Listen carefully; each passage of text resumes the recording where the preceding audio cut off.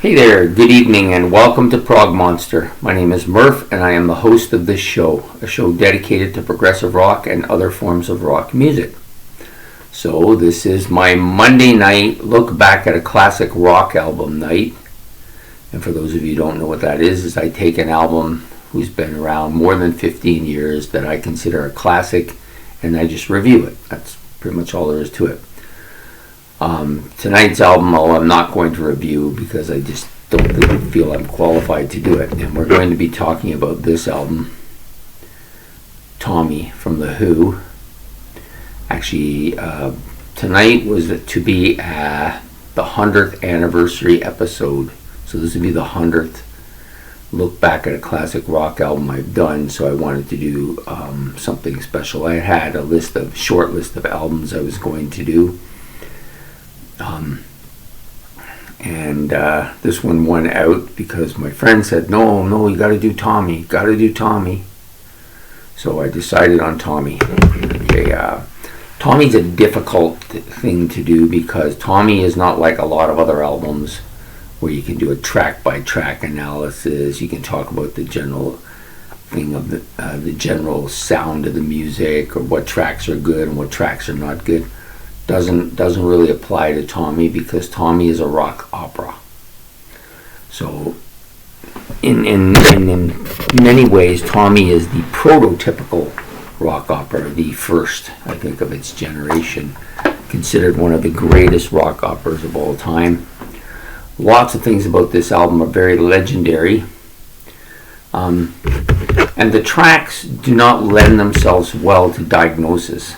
So what that means is you can't really break them apart. You have to take the whole album as it is, as a whole. So, but before we get going too far into it, we will talk about some of the vital statistics that I normally give for other albums. I'm going to do the same for this before we get into talking about the album in general. So, the album is called Tommy. One more look for you.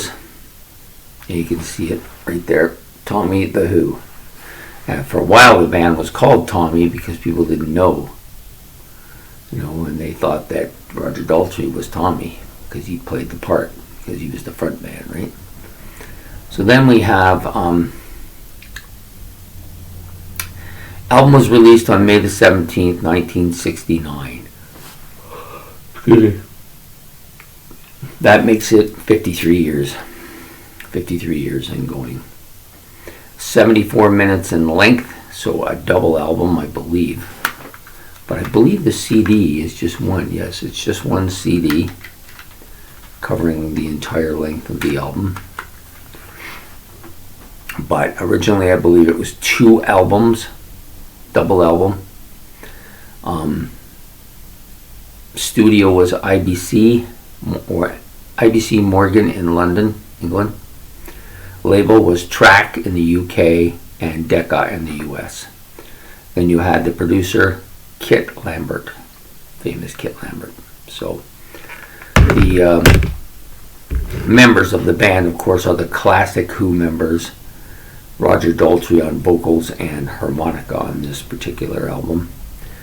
Pete Townsend on vocals, guitars, some keyboards, and I believe he played the banjo somewhere on this album too. So then we have John Entwistle on bass and French horn and vocals as well. I don't know that he actually sings a lead vocal on this part. I don't think he does. And then of course you have Keith Moon on the drums and also doing vocals. So this was the band reaching for the stars here. They had been releasing pretty much singles, hit single after hit single, for a while, but had no money to keep them going because they were costing themselves more with their concerts than they were making, because they like to destroy everything they had. They are considered a band that very much influenced a lot of bands going forward. Heavy metal, hard rock bands, punk bands, all these bands idolized them and seen them as their as the greatest band in the world at the time. Certainly one of the most influential bands of all time, and I think probably the best live band there's ever been. They just had so much energy in the live, and they're one of the few bands that I think their live music is much more impressive than their studio stuff. Not saying that they don't have great studio stuff. They have like song after song, just great stuff, but they just are so much better live. So anyways, this album they put together in 1969. It took a while to get here, but they finally got it. A lot of different... Sorry, getting kind of tired now.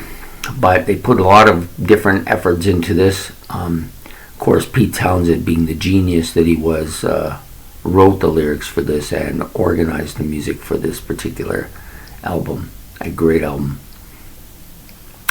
Not one of my favorite of the Who's collection, though. I prefer more of the 70s stuff and some of their later stuff that they've put out in recent years. But still a great album. To be honest, I don't really think I'm qualified to give any kind of critical assessment of the album, so I'm not going to. The album is very raw, a lot of raw energy on the album. And basic too. There's not a lot of technology other than your basic rock for some bass, drums, keyboards. Bass, drums, guitar, and vocals here. I think Daltrey is probably at or near his peak on this album. He just embraced the album completely and did such an amazing job singing the tracks. And the tracks are all good. They range in, and basically for those of you who don't know what Tommy's about, and can't imagine there's many of yous, but Tommy's about a deaf, dumb, blind kid trying to break free from his trapped world. And my personal feelings about the album is that I don't think it's about the literal breaking free from deaf, dumb, and blindness. I think it's a metaphoric thing.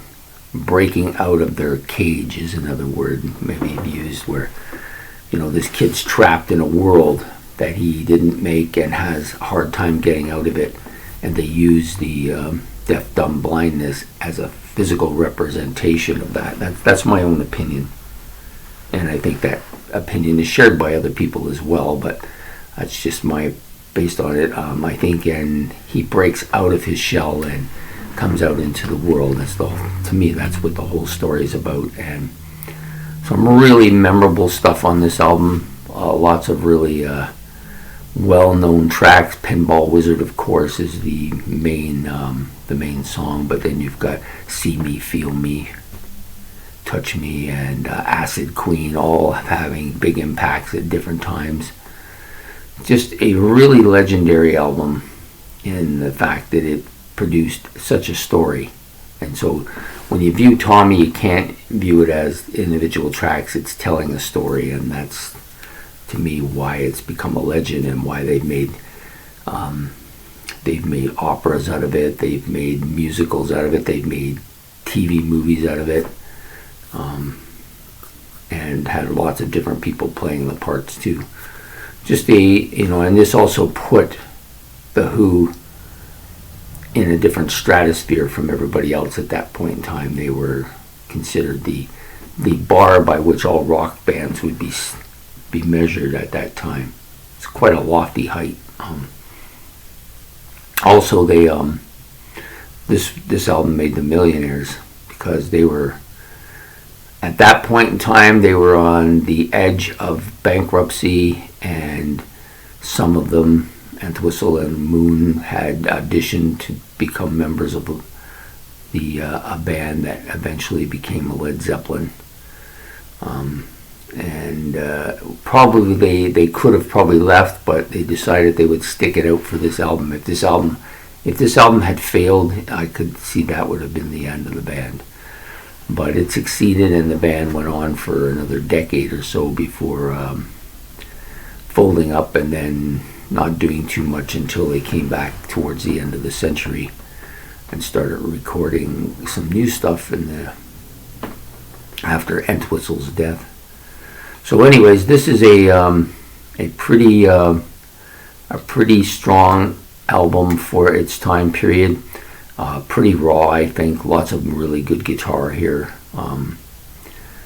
Some really classic Keith Moon beats on here as well. And Entwistle, I think, of course, coming out and being noticed a lot more as being the proficient bass player that he was.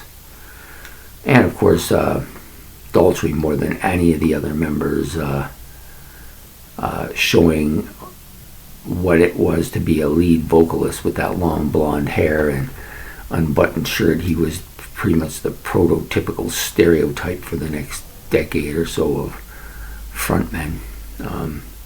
Yeah, great album. I don't listen to it as much. It's not one of my albums to go to because it's one that requires, I think, you to sit down and really listen to it. And it's kind of like, for me, it's kind of like Thick as a Brick is. Same type of thing. I can't just listen to it casually. It's not one of those that, like, I can't be doing housework and listening to Tommy or doing yard work and listening to Thick as a Brick. I gotta be like sitting there listening to it. That's the way I feel it. So I don't pull it off the shelf too often. But a great album nevertheless. So for our 100th anniversary episode, like this is the 100th episode of Look Back at a Classic Rock Album I've done. So I just wanted to choose something that would be memorable, and I can't think of any album more memorable than this one. So I hope you liked this episode, and if you did, please like and subscribe. And we'll be back next week with another look back at another classic rock album. So have yourself a great evening, and we will see you then. Good night.